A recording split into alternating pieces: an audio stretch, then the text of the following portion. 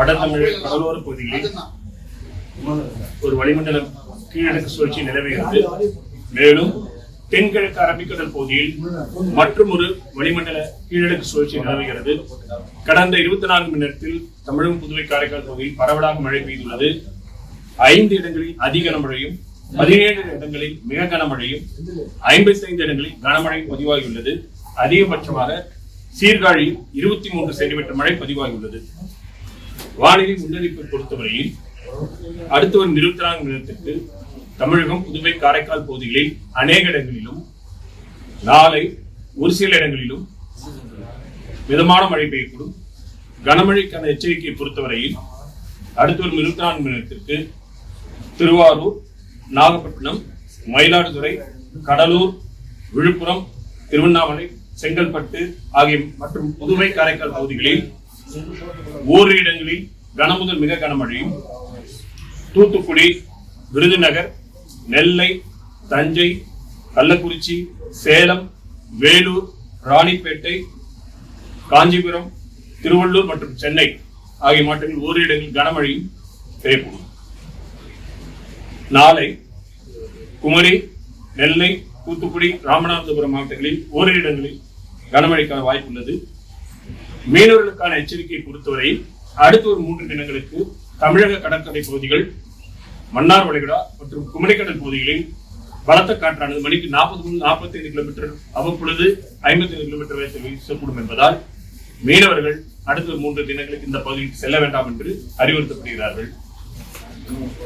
சென்னை மற்றும் புறநகரை பொறுத்தவரையில் அடுத்த ஒரு 24 மணி நேரத்திற்கு நகரின் சில பகுதிகளில் மிதமான முதல் கனமழை பெய்யக்கூடும். அதாவது தற்பொழுது நிலவரப்படி பார்த்தீங்கன்னா வடகிழக்கு பருவமழை தொடர்ந்து விகரசா தான் இருக்கு. இப்போ நிலையில வந்து 4-5 தினங்களுக்கு மழை இருக்கு. மழை முழுவதாக நின்று தொடர்ந்து வறண்ட மழை குறிப்பிடத்தகுந்த மழை இருக்கக்கூடிய வாய்ப்பு இல்லாத போதுதான் தெரிவிக்கப்படும். கடந்த 4 வருஷமாக பாத்தீங்கன்னாலே உங்களுக்கு வடகிழக்கு பருவமழை வந்து 2018 வந்து 2 ஜனவரி, ஆனா 19 10 ஜனவரி, 20 வந்து 19 ஜனவரி, 21 22 ஜனவரி, கடந்த ஆண்டு 12 ஜனவரி. கிட்டத்தட்ட இப்ப 4-5 வருடங்களாக வந்து இது வரைக்கும் போயிட்டு துவங்குவது 29 துவங்குது. தொடர்ந்து கண்காணித்து தெரிவிக்கப்படும். நாளை மறுநாள் தென் மாவட்டங்கள மழை எப்படி சார் இருக்கும்? நாளை மறுநாள் அதாவது அடுத்து வரக்கூடிய அந்த 2 தினங்கள் நம்ம சொல்லியிருக்கோம். அதுக்கப்புறம் வந்து மழை குறையுது. தென் மாவட்டங்கள்ல வந்து கனமழைக்கான வாய்ப்பு.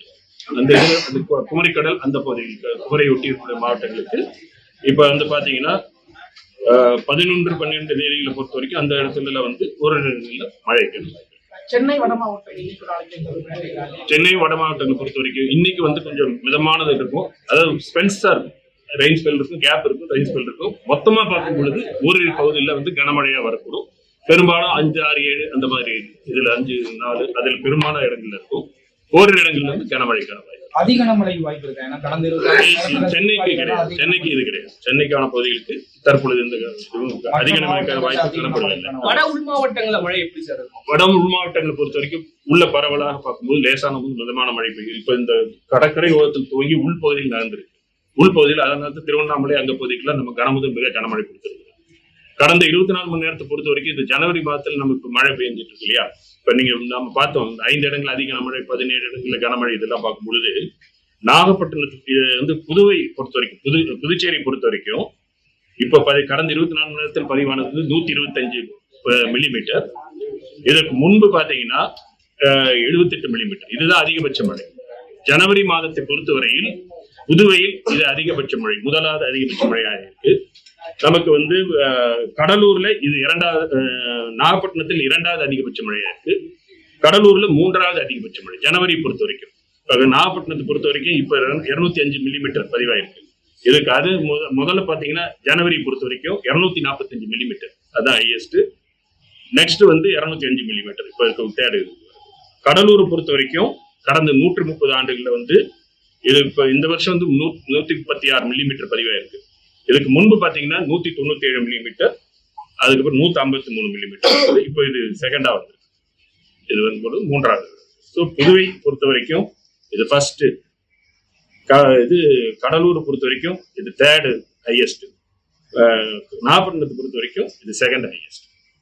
நேற்று அதாவது ஜனவரி மாதத்தில் அதிக கனமழை, அந்த மாதிரி கனமழையை பொறுத்து, அதிக கனமழை இல்ல, கனமழையை பொறுத்தவரை பதிவான கனமழை விவரத்தை பார்க்கும் பொழுது கடந்த 24 மணி ரெக்கார்டை வச்சு பார்க்கும் பொழுது இது புதுச்சேரிக்கு இது ஹையஸ்டா இருக்கு. ஜனவரி இந்த சைக்கிள் எத்தனை நாள் சார் தொடரும்? எப்ப இருந்து மழை? இப்போ வந்து ஒரு 4-5 நாட்களுக்கு இப்ப இந்த மாதிரி இருக்கு. ஏன்னா நமக்கு வந்து தற்பொழுது பார்த்தோம்னா எல்லினோ ஆண்டு, நமக்கு எல்லாருக்கும் தெரியும். எல்லினோ ஆண்டு வட இந்திய கடல் வந்து வெப்பமா தான் இருக்கு இன்னும்.